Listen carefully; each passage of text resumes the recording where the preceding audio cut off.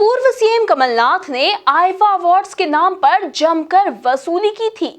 ये संगीन आरोप बीजेपी के प्रदेश अध्यक्ष विष्णुदत्त शर्मा ने सांवेर में लगाए और दिग्विजय सिंह से लेकर कमलनाथ तक सभी कांग्रेसी नेताओं को खूब आड़े हाथों लिया। देखिए एक खास रिपोर्ट। कमलनाथ को आईफा अवार्ड्स की चिंता थी, उद्योगपतियों से पैसे ले लिए। कमलनाथ और दिग्विजय सिंह को बोरिया बिस्तर बांधकर बंगाल और दिल्ली भेज देंगे, वीडी शर्मा।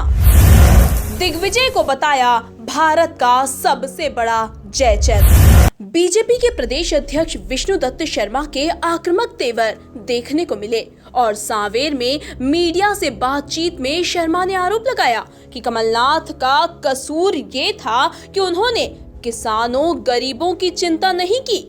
उन्होंने तो आईफा अवार्ड्स के नाम पर उद्योगपतियों से पैसे लिए। तो मैं एक बात जरूर कहना चाहता हूं कि कमलनाथ ने जिस प्रकार से मध्य प्रदेश के अंदर इस चुनाव में जो भूमिका लेने का प्रयास किया, वो कह रहे हैं कि मेरा क्या कसूर है।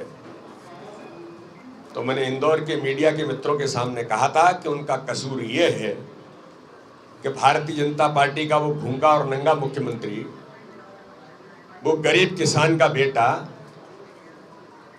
जो गरीबों के, गांव के, किसान के उन दर्द को समझता है, माताओं बहनों के दर्द को समझता है, जिसने शहरिया, भारिया, जनजाति के, हमारे ट्राइबल जो लोग हैं, हर समाज वर्ग के उन लोगों के लिए उनके मन के दर्द को समझ करके कि शहरिया और भारिया जनजाति के, ट्राइबल के खाते में 1000 रुपए इसलिए भारतीय जनता पार्टी की सरकार डालती थी कि ये शहरिया जाति तो विलुप्त होने वाली है, इसको कैसे बचाना है। केंद्र से लेकर के सारी सरकारें इस काम में लगी हैं, तो उनके खाते में 1000 रुपए डाल करके उनको हम कैसे आगे ला सकते हैं, उनको कैसे सहायता कर सकते हैं। कमलनाथ, तुमने उस 1000 रुपए को भी बंद कर दिया। ये गुरूर था, ये कसूर था आपका। आपका कसूर था कि वो नौजवान छात्र जो गरीब का बेटा है, अगर वो 70% लेकर के आता है और 70% आकर के उसकी प्रतिभा और योग्यता और मेहनत के बल पर आगे बढ़ सकता है, लेकिन गरीब किसान का बेटा है, किसी भी समाज का हो सकता है, लेकिन उस नंगे, भूखे और गरीब मुख्यमंत्री, किसान के बेटे मुख्यमंत्री को दर्द था कि इसकी पढ़ाई उसके माता पिता नहीं करा सकते, तो उसकी फीस देने का काम भारतीय जनता पार्टी की सरकार करती थी, उसको लैपटॉप देने का काम भाजपा के मुख्यमंत्री करते थे। कमलनाथ जी, आपने उसको बंद कर दिया था। संबल योजना जो गरीबों का संबल बनकर के मध्य प्रदेश नहीं, देश के लोगों ने अप्रिशिएट किया था। जन्म से लेकर मृत्यु तक अगर कफन की जरूरत भी किसी गरीब को है गांव के अंदर, अगर वो खत्म हो जाता है तो 5000 रुपए कफन की व्यवस्था के लिए भारतीय जनता पार्टी की सरकार देती थी। एक्सीडेंट हो जाए 4 लाख रुपए उसके परिवार को तत्काल मिलते थे, अब मिलते हैं। हमारी वो माताएं बहनें जो गरीब हैं, मजदूरी करती हैं, अगर उनको प्रसव होता है तो प्रसव से पहले 4000 रुपए, और अगर बच्चा पैदा होने के बाद उनको 12000 रुपए भारतीय जनता पार्टी की सरकार इसलिए देती थी। गरीब अगर माँ जिसको बच्चा हुआ है उसको मजदूरी न करना पड़े, 16000 रुपए भारतीय जनता पार्टी की सरकार, वो प्रसव के उन लड्डुओं को क्या कहते हैं जो बनाने का काम भारतीय जनता पार्टी की सरकार उनसे देती थी। उनके मुंह से आपने उसको भी छीन लिया था। कमलनाथ जी, ये कसूर था आपका। ऐसे एक नहीं, मैं आपको ऐसी पता नहीं कितनी योजनाएं, मैं कह रहा हूं गरीब लोग, हमारे जो बुजुर्ग लोग हैं, बुजुर्ग लोगों के लिए हम लोग कहते थे, शिवराज सिंह चौहान को गले लगाते थे, लोग कहते थे कि बेटा, मेरे बेटे ने तो तीर्थ मुझे नहीं कराया, लेकिन एक ऐसा बेटा मुख्यमंत्री बना जिसने मुझे रामेश्वरम, केदारनाथ, बद्रीनाथ का तीर्थ करा दिया। तो गले लग करके वो अपनी पीड़ा और दर्द को बताता था, तब लोग भाव विकल होते थे। तीर्थ दर्शन योजना कमलनाथ आपने बुजुर्गों से भी छीन ली थी। किसानों के साथ आपने जो छल और धोखा किया वो तो जनता के सामने है, नौजवानों के साथ जो धोखा किया वो जनता के सामने है, लेकिन गरीब कल्याण की उन योजनाओं को मैं पूछना चाहता हूं इंदौर के मीडिया के मित्रों से, या पूछिए आप कमलनाथ से, 2,43,000 प्रधानमंत्री आवास योजना में इनके समय में घर आए थे गरीबों को, जिनके सर पर छत नहीं है, जिनको अपने स्वयं के मकान में गरीब झोपड़ी में रहने वाले को भी अधिकार माननीय प्रधानमंत्री नरेंद्र मोदी ने दिया था कि पंडित दीनदयाल उपाध्याय का सपना है ये देश के अंदर पूरा होगा। मुझे गर्व है 3 करोड़ परिवारों को पूरे भारत के अंदर आज तक प्रधानमंत्री जी ने उनका स्वयं का अपना आवास प्रधानमंत्री आवास के अंदर दिया है।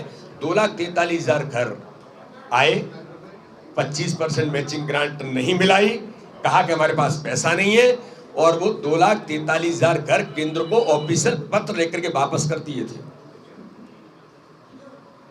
2,43,000 उन गरीबों को, जिनको झोंपड़ी वालों को अपना घर मिलता, उनका अधिकार कमलनाथ आपने छीन लिया था।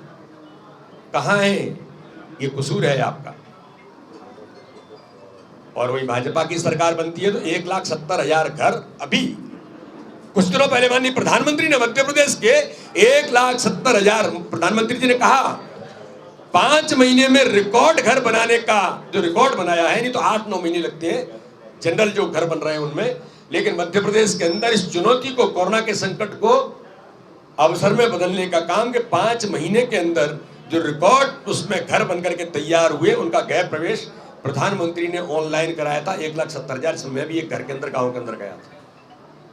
हमारे सांसद जी गए होंगे, हमारे बाकी जनप्रतिनिधि गए होंगे। ये कसूर है आपका कमलनाथ जी। लेकिन आईफा अवार्ड के लिए आपको चिंता थी। 700 करोड़ रुपए का प्रावधान कैसे होगा?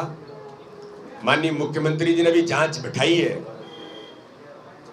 कि आईफा अवार्ड के आयोजन के लिए आपने तय किया था उद्योगपतियों से पैसा उनके ट्रस्ट में जो दिलवाया गया है वो ऑन रिकॉर्ड हो रहा है। अब उस पैसे की रिकवरी होना चाहिए। कहां गया पैसा और क्यों उन ट्रस्टों को दिलाया गया? आपने मध्य प्रदेश को भ्रष्टाचार से तो लूटा ही था, आपने तो मध्य प्रदेश के उद्योगपतियों को भी लूटा।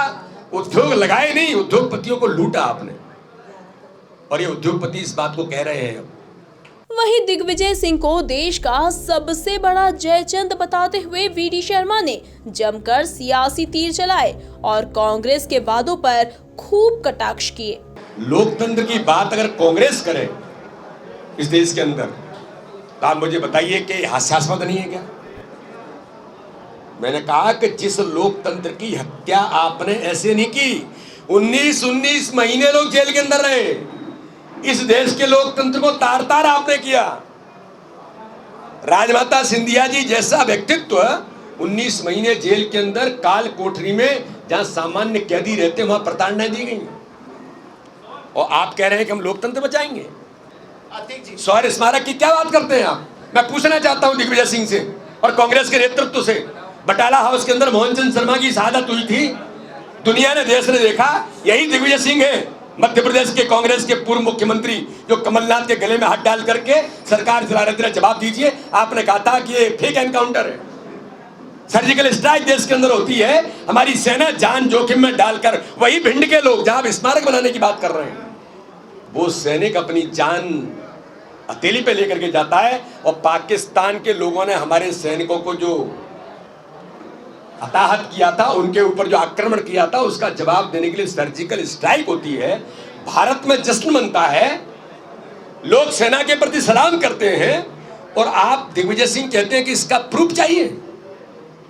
अरे भारत का ये आज का सबसे बड़ा जयचंद है ये दिग्विजय सिंह। मैं कह रहा हूं को मध्य प्रदेश की जनता नहीं, देश की जनता जानती है, आपके चरित्र को पहचानती है। आप चाहे लोकतंत्र की यात्रा निकालो, चाहे शहीदी स्मारक बनाने की बात करो, आप ये अपमान, आपने राम मंदिर पर अस्तित्व ही कह दिया था। अस्तित्व ही नहीं है राम मंदिर का। राम सेतु कहां है? कौन कहता राम सेतु है? और अब आप ये ढपली बजाओ, चाहे नौटंकियां करो, आपके छल कपट झूठ मंडली को भारत, संपूर्ण भारत और मध्य प्रदेश तो जनता जानती है। इसलिए तो चेहरा छिपा रहे हैं आप।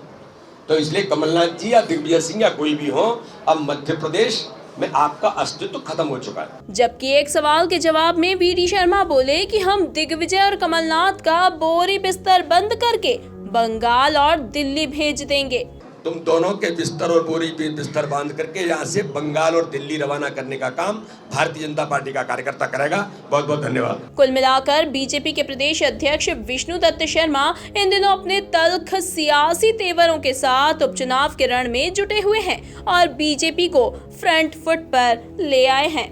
Bureau report, MP news, Sanwer.